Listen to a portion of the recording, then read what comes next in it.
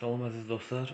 Bugünkü videomuzda ev şəraitində protein kokteyl hazırlamasının yolunu sizə deyəcəm.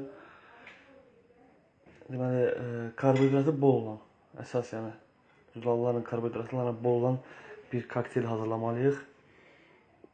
Bunun üçün nədir? Deməli bizə bir banan lazımdır, bir yoğurt, 100 qram qoz və bir qaşıq bal. Deməli, indi mən bu məhsulları əlavə edəndə sözsüz kiçik blender bizə kifayətdir. İndi mən bunları əlavə eləyə mən sizə başa salım. Nədir əsas bunun müsbət cəhəti, insan üçün faydaları? Deməli, bildiyimiz kimi insanın hüceyrəsi üçün, insanın bədəni üçün, yəni əzəllər üçün lazım olan əsas maddələrdən biri də karbohidratlardır, kalorilərdir, zülallardır.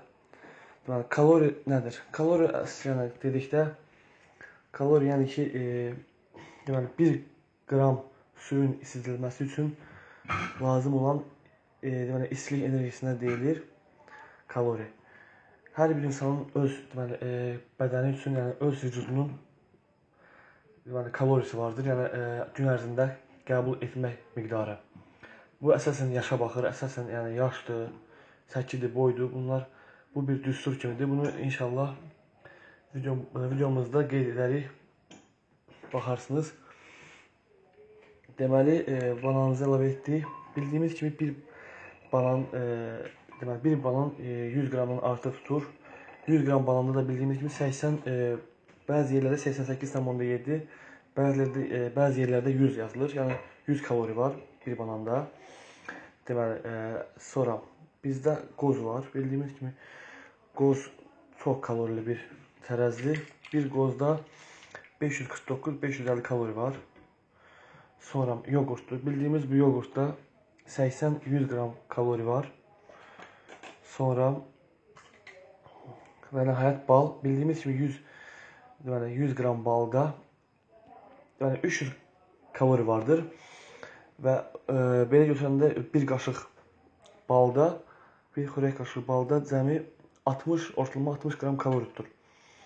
Kalori nə üçün gərəkdir? Bildiyimiz kimi insan, məsəl üçün mənim ortalama gün ərzində bədən üçün kalorim 1782, 1700 yəni 1780-2000 arası biləm.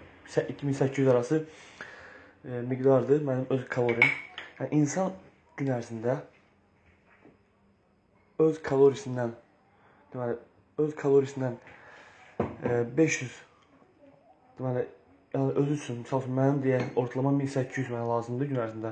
Mən 1800-dən əgər artıq qəbul edirəmsə, 500 kalori artıq qəbul edirəmsə, bu gün ərzində yarım kilo deməkdir. Yarım kilo yəni kilo artmasına bərabərdir.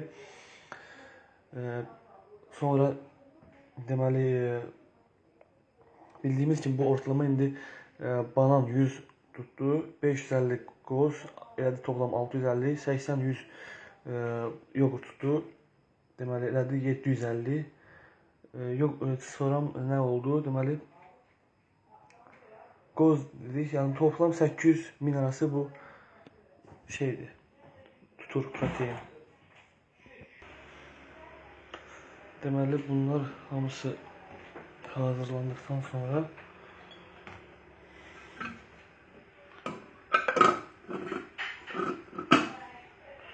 blenderdə keçirilir.